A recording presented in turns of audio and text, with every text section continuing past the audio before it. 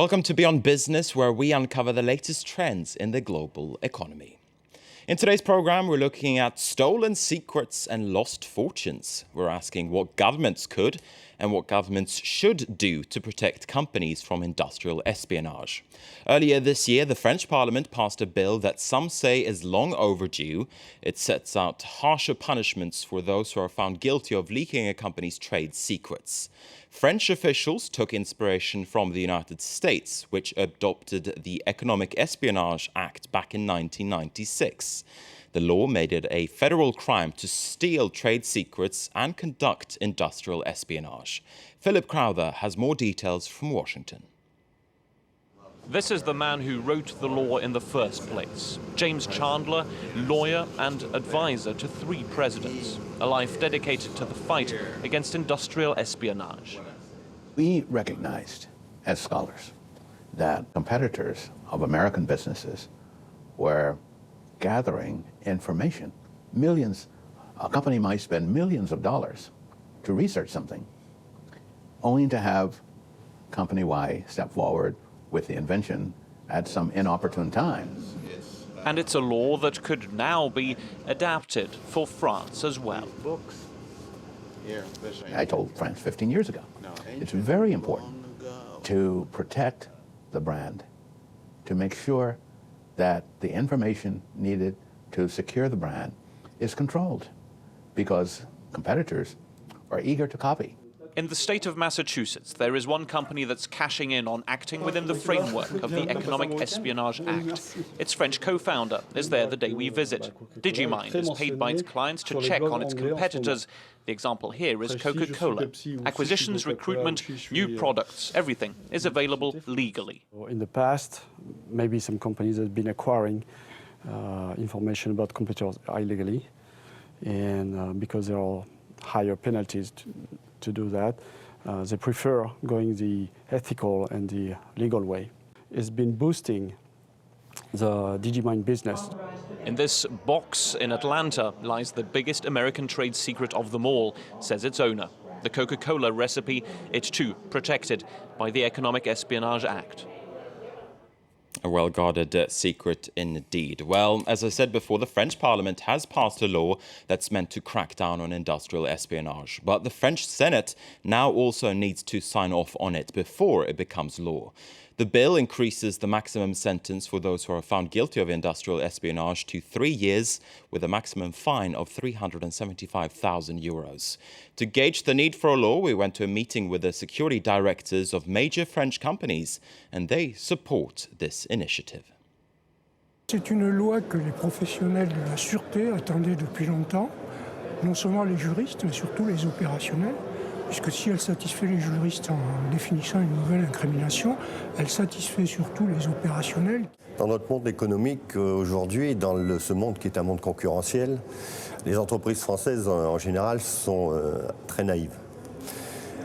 On a toujours l'impression en France que nous n'avons pas de secret, que nous n'avons rien à protéger et que nous n'intéressons personne. Malheureusement, lorsque l'on est confronté à un problème qui est un problème d'intrusion, d'espionnage, etc., nous sommes face à un véritable vide qui est un vide juridique. And for more now on the risks of industrial espionage, we can turn to Alain Juillet. He's a former French intelligence official, and he also has a corporate background. Among other jobs, he used to run the French arm of the retailer Marks and Spencer's.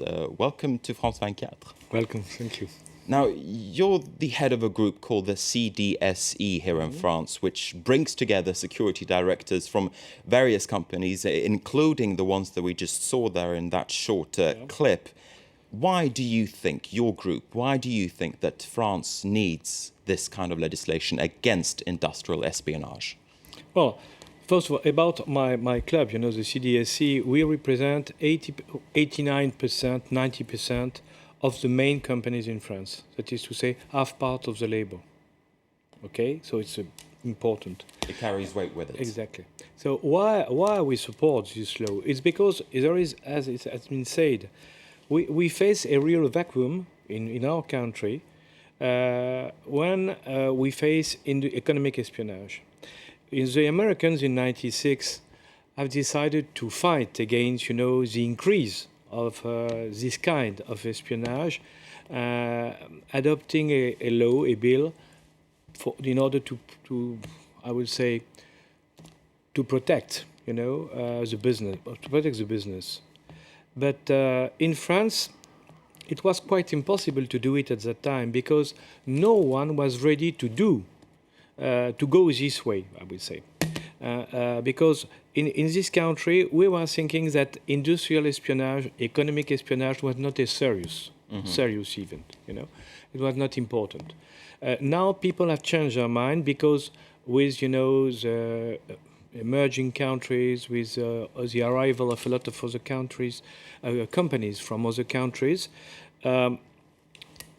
we face daily, attacks against our own companies. I wanted to pick you up on that. You say that you face daily attacks. How big exactly is this problem then? Is it possible to put a number on it? Well, officially, during the last 2 years, 3,000 companies in France have made a claim, against industrial espionage to the court. So, that's an information. But it's not, it's just part of the whole.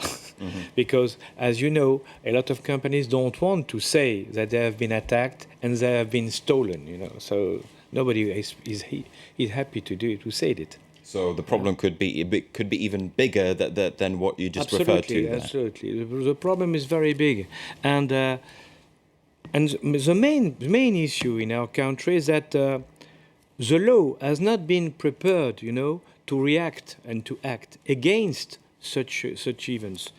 For instance, if you stole, if you make a laptop, if you take a laptop, you stole a laptop in the train or whatever, what is the risk? Nothing. 15 days without jail. Well, let's say 5,000 euros, fine, nothing more. So, if in this laptop you have all the secret of the French Rafale, the French fighter Rafale, and it's possible, what happens? At the court, they will decide and will oblige, to pay 5,000 euros or 1,000 euros. Nothing. What is the experience? The problem then? is that we have no laws, so it is necessary to protect our groups, our companies, and it is necessary to do it through a law with huge penalties, as you have said. But what is the experience in the United States, for instance? Has the law helped there? Sure, because... How? For a very, very easy reason to understand. In United States, if you practice economic espionage and you do such operation, if you are kept, you're jailed for a long time and you have to pay a huge fine. So that this situation have reduced dramatically the amount of cases in United States during the last year, in the 10 last years. And we were knowing what the Americans were doing and the success, of this law. But when we have started to think about it for France, it was in 2006, 2005, 2006.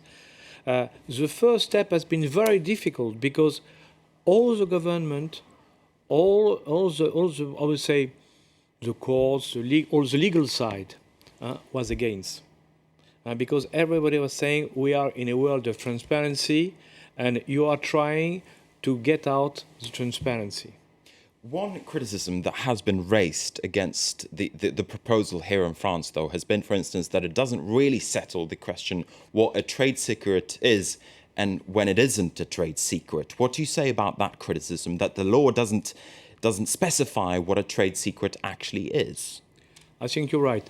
That's the reason for which I'm very optimistic for the next step, for this project, because the law has been voted by the Parliament, but now has to go to the Senate, and after to go back to the Parliament.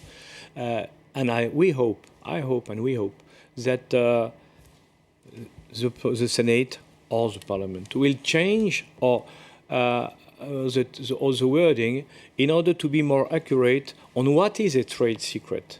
Because you cannot say that everything in a company is a trade secret. It's not serious, you know. It's not fair.